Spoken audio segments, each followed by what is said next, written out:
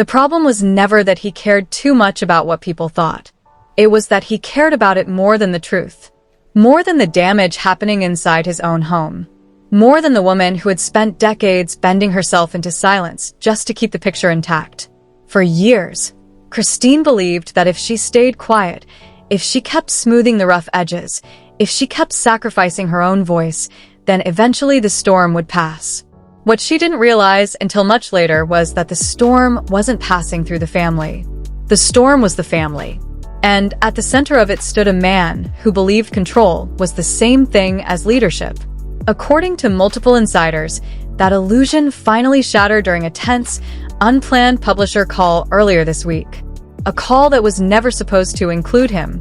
A call meant to finalize details for Christine's upcoming memoir quietly turned into a confrontation that no one in the virtual room was prepared for. Kody Brown allegedly logged into the conference uninvited, legal counsel beside him, documents in hand, his presence heavy and unmistakable. He didn't come to negotiate the book. He came to erase it, or at least the part of it that scared him most. What he demanded wasn't a line edit or a softened phrase. He allegedly insisted Christine remove an entire chapter, not because it was inaccurate, but because it was devastating. According to sources familiar with the manuscript, the chapter describes a night so volatile, so revealing, that it reframes everything viewers thought they understood about the family's collapse. It details shouting, accusations of disloyalty, demands framed as obligations, and a financial bombshell that left Christine frozen in her seat. A figure that keeps resurfacing in whispers and leaked quotes. $100,000. Those close to the situation say Kody argued the chapter amounted to character assassination. He waived outdated paperwork, claiming publication would violate agreements and harm the children. But those in the room reportedly sensed something else beneath the outrage. Panic. Not over reputation, but overexposure. Because according to insiders, this chapter doesn't just revisit emotional wounds. It traces money. And money, as Christine's book makes painfully clear, was never just money in this family. It was power. It was obedience. It was silence. Christine didn't raise her voice. She didn't interrupt. She didn't argue the way people expect someone to argue when cornered. Instead, she did something far more unsettling. She stayed still. And when it was finally her turn to speak, she responded in the same calm, steady tone fans have come to recognize in recent years. A voice that no longer trembles. A voice that no longer asks permission. My truth remains. Standing just out of frame, according to those present, was David. He didn't speak either. He simply placed a thick, color-coded binder beside Christine. Some say it contained timelines. Others say receipts. Text messages, draft notes, a paper trail documenting the very incident Kody was now trying to erase. Whatever was inside it, its presence changed the energy of the room. This was no longer a memoir built on feelings. This was a record. Christine later reflected that for most of her life, she didn't even realize how deeply her identity had been wrapped around what Kody needed, what Kody wanted, and what the family required of her. It sounds strange to admit now, she says, but her needs barely registered to her back then. Everything was about maintaining the image.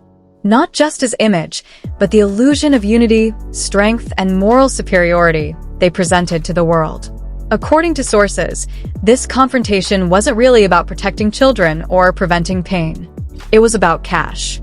That chapter reportedly lays out a heated argument over missing funds tied to family accounts.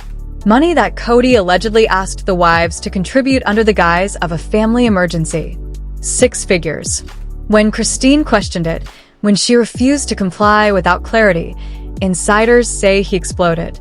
And unlike previous seasons where outbursts were edited, softened, or contextualized, this one is preserved in Christine's own words, without filters. The publisher, Gallery Books, has declined public comment. But insiders whisper that no one involved was shocked by Christine's refusal to bend. The very title of the book promises freedom. To remove that chapter would undermine everything the memoir stands for. To give in now would mean admitting the silence never truly ended. And the drama didn't stop when the call ended. Several hours later, a new Instagram account appeared without warning. No profile photo, no history, just one cryptic quote posted once and never again. He called the cash an act of loyalty. I called it the price of my silence. No names were mentioned, but fans didn't need them. Within minutes, screenshots spread across forums and fan pages. And just like that, Christine's memoir shifted from a personal story to an active battleground. Legal teams began circling. Deadlines tightened. And in a twist that seems almost cruelly ironic, Kody's attempt to suppress the chapter may have guaranteed it goes viral before the book even reaches shelves. By the following morning, rumors about the so-called deleted chapter were everywhere. Blogs, comment sections, private groups. One phrase dominated the conversation: $100,000. According to family sources, the number refers to a request Kody allegedly made shortly after Christine left. Money he claimed was owed to offset family expenses. Christine, now rebuilding her life in Utah with her daughter Truly and her husband David, refused. She reportedly told him bluntly that his lack of planning was not her responsibility. That refusal, sources say, is when the yelling began. If accounts are accurate, that moment and everything that followed is now immortalized in what insiders are calling the most explosive chapter of the memoir. And here lies the paradox Kody never seemed to grasp. Had he said nothing, had he let the book quietly proceed, this chapter might have emerged slowly. Instead, every attempt to bury it has only driven curiosity through the roof. Kody's reported threats to sue, framed publicly as concern for the children, only intensified scrutiny. Fans noticed the timing. The alleged financial dispute coincided with Christine's September 2024 custody filing regarding Truly. Court watchers noted requests for retroactive support and a formal petition addressing paternity. Suddenly, this wasn't just reality TV drama. It had legal gravity, and Kody's urgency began to make sense. Sources now say Christine's team anticipated this backlash months ago. The chapter in question had already undergone legal vetting before it ever reached the publisher's desk. Timestamps, text logs, financial records. This wasn't storytelling. It was documentation. And the harder Kody pushed to erase it, the more indestructible it became. One insider reportedly summed it up perfectly. He didn't kill the chapter, they said. He gave it fangs. And just when it seemed the situation couldn't grow more volatile, another detail slipped through the cracks. A single transaction buried deep inside an old bank record. A transaction that might connect every accusation, every outburst, and every frantic legal maneuver into one devastating through line. But that part of the story was still waiting to surface. To understand why that buried transaction mattered so much, you had to rewind years before the publisher call, before the legal threats, before Christine ever packed a bag and left. You had to go back to the moment when the mask first cracked on camera and the audience saw something they could never unseen. It was season 17, and the family was already unraveling. Christine had announced her departure, and for the first time, Kody wasn't posturing as a wounded husband. He was revealing himself as a ruler losing his grip. On national television, no less. When he said the word obedience, it landed like a slap. Not a metaphor. Not a slip of the tongue. A declaration. I'm the head of this family, and I need it to be that way again. The moment didn't just go viral. It reframed years of behavior in one chilling sentence. Suddenly, arguments that once felt confusing snapped into focus. Control had always been the goal. Compliance had always been the currency. And love, if it existed at all, had always come with conditions. So, when insiders later claimed that the deleted chapter detailed a meltdown over money tied directly to Robyn's home, nobody blinked. According to sources close to Christine, the argument wasn't about groceries or shared bills. It was about a six-figure contribution Kody allegedly demanded to stabilize finances he said were family-related. But Christine saw something else. Overspending. Personal debt. A household she no longer belonged to being propped up by her sacrifice. When she refused, Kody reportedly reframed it as betrayal. Loyalty, he argued, meant paying up. Christine, for the first time, called it what it was. Freedom. And that word, more than any dollar amount, is what the memoir lingers on. The money wasn't just cash. It symbolized years of emotional imbalance, manipulation disguised as unity, and sacrifice that was never reciprocated. According to the manuscript, Kody didn't simply ask. He pressured. He accused. He invoked family legacy, duty, and even the children. At one point, insiders say he raged that Christine was taking Truly to Utah, the most polygamy-unfriendly state in the country, and aligning herself with a man who, in his words, wanted some of our money. That line alone reportedly made editors pause. Because it wasn't just bitter. It was revealing. The chapter describes the night not as explosive chaos, but as something more disturbing. A slow escalation. Voices rising. Accusations looping. Christine feeling the familiar urge to placate, to soften, to retreat. And then something snapped. Not outwardly. Internally. She realized she had been paying to stay silent. Funding a life she wasn't allowed to live in. Subsidizing a system that had already discarded her. If this chapter survives legal threats, insiders believe it could fundamentally change how TLC producers and even longtime fans interpret the entire Brown family narrative.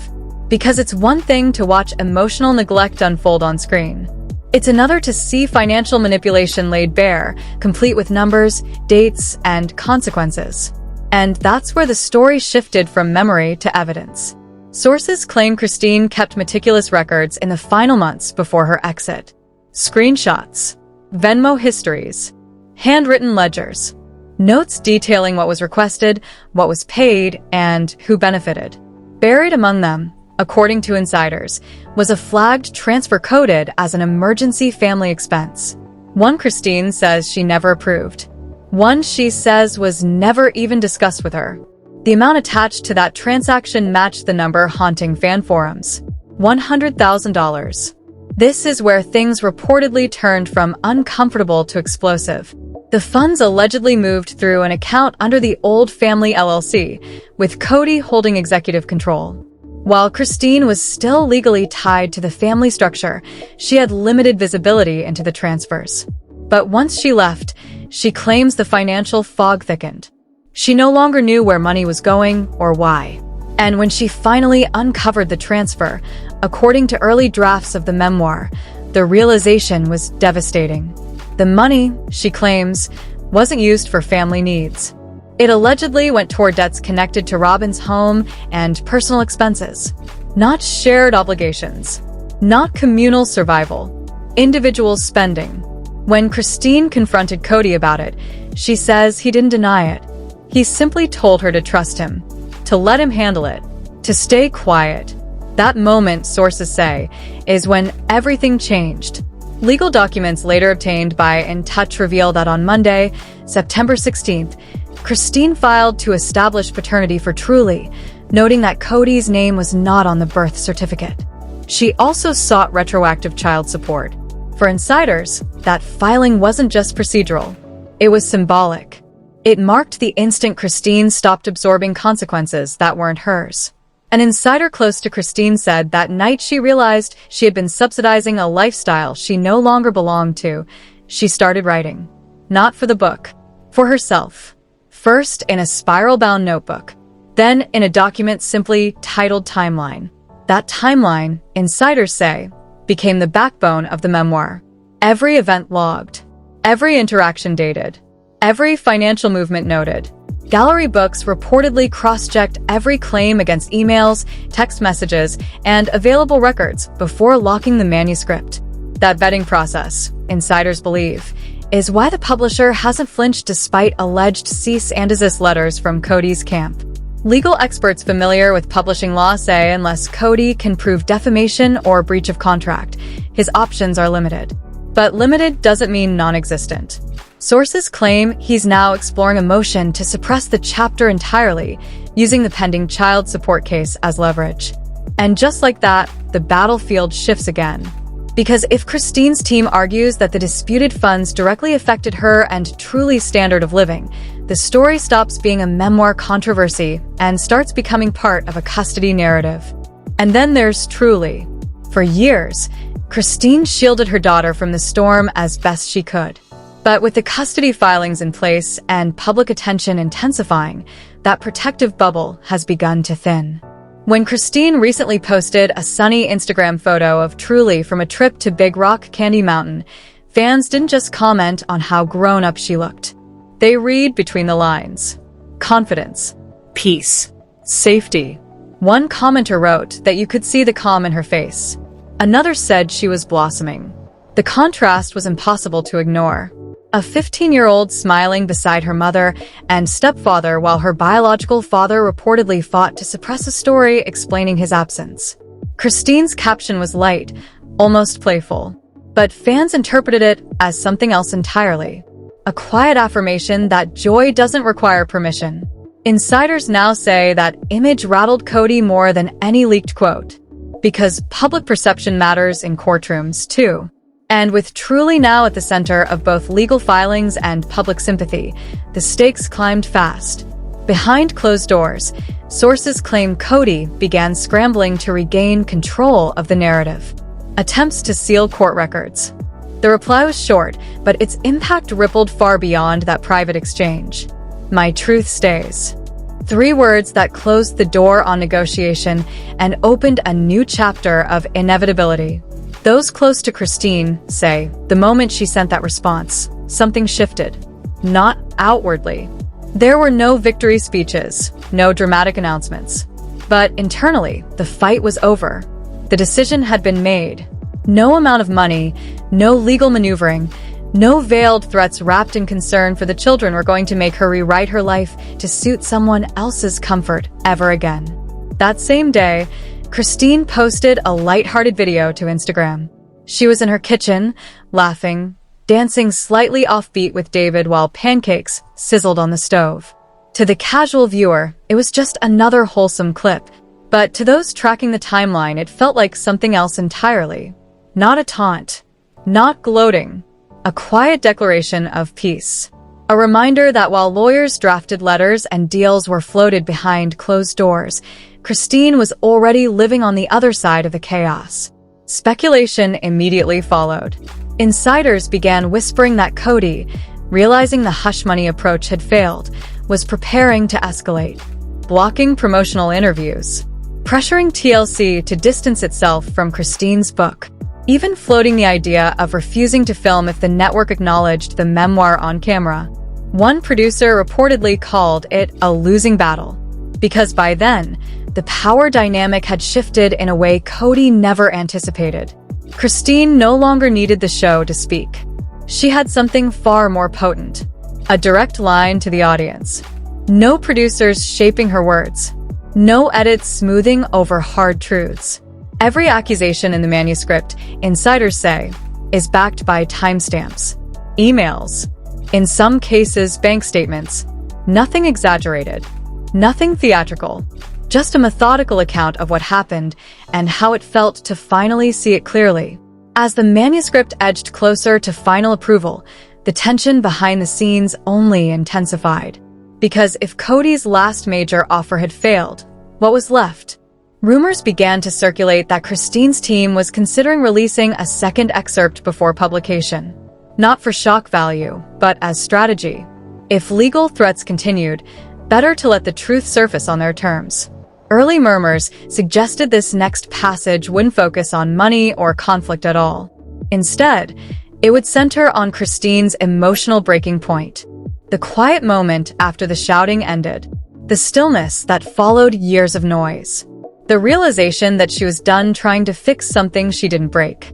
Those who've seen an early glimpse say the tone shifts dramatically. The chapter reportedly opens with Christine admitting she stopped carrying shame that wasn't hers. It isn't angry. It isn't accusatory. It's reflective. And that's what makes it dangerous. Because it reframes the entire story not as a messy divorce, but as a woman deliberately opting out of a system that required her to disappear. Publishers are confident. Not just because the manuscript is solid, but because of what's happening around it. Pre-order numbers have reportedly climbed into the top tier for nonfiction women's memoirs months ahead of release. No press tour. No interviews. No official marketing blitz. Just anticipation. Just word of mouth. Just a growing sense that this book is about more than a reality TV family. Christine hasn't fed the frenzy. No rants. No interviews dissecting Kody's behavior. She posts photos instead. Roadside attractions. Smiling with David. Laughing with Truly. Ordinary moments that double as quiet metaphors. One follower commented that she wasn't just surviving, she was blooming. Another wrote that you could see it in her eyes. She wasn't scared anymore. Meanwhile, Kody's options appeared to narrow. Rumors swirled that he might try to leverage TLC as a shield, refusing to participate in filming if the network allowed Christine to speak freely about the memoir. But insiders at the network reportedly weren't sure that threat carried weight anymore. Because for the first time, Christine held the audience. And the audience wasn't asking for spin. They wanted answers. Behind the scenes, TLC executives were said to be scrambling. Season 20 was already in early development, but the memoir changed everything. One insider called it the elephant in every scene. How do you film a family reality show when one member has just reclaimed the narrative off camera? Some say producers are quietly reworking storylines, unsure how to address the book without detonating the fragile balance that keeps everyone showing up. And then came another ripple. Janelle quietly liked a post related to Christine's memoir. It wasn't a statement. It didn't need to be. Fans noticed. Mary, too, hinted that she might one day write her own story, though she emphasized wanting to do it from a place of healing rather than pain. Robin, on the other hand, went silent. Her social media accounts grew eerily quiet. Insiders say her inner circle tightened, not out of loyalty, but out of fear. Because if Christine's account gains traction, Robin's long-standing position as Kody's favored wife could be scrutinized in a way it never has been before. Especially if the leaked chapter truly connects family funds to her household. For years, fans argued over favoritism based on screen time and tone. This was different. This was numbers. And here's the twist no one expected. Fans weren't just rallying behind Christine. They were demanding accountability. The conversation shifted from gossip to reckoning. And TLC took notice. Whispers began circulating about a Christine-centered spinoff. A show focused not on polygamy, but on life after it. Christine, David, Truly, possibly even appearances from older Brown kids who've already stepped away from the chaos. Nothing confirmed, just whispers. But the idea alone sent shockwaves. Because if that happened, Kody's grip on the sister wives' legacy wouldn't just loosen. It would dissolve. While networks debated and lawyers strategized, Christine kept doing the one thing no one could stop her from doing: living. And then, without warning, a single photo changed everything. It wasn't a press release. It wasn't a statement. It was an Instagram post from a family trip to Big Rock Candy Mountain. Bright colors, open skies, laughter frozen in frames. But it was the third photo in the carousel that stopped people cold. Truly, no longer the little girl viewers remembered. Standing tall, confident, radiating a calm that felt almost startling. The comments flooded in. People couldn't believe how grown she looked. How peaceful. How different. And that's when the tone shifted again. Because fans began connecting the dots. That glow wasn't accidental. It was the result of a home built on stability, on safety, on being seen. Suddenly, Truly wasn't just a background figure in the story. She was the emotional center of it. And with her stepping so clearly into view, the legal and emotional stakes of the memoir skyrocketed. Some sources believe that image forced Kody's legal team to reassess their approach. Because now, any attempt to paint Christine as reckless or vengeful collided with a very visible reality.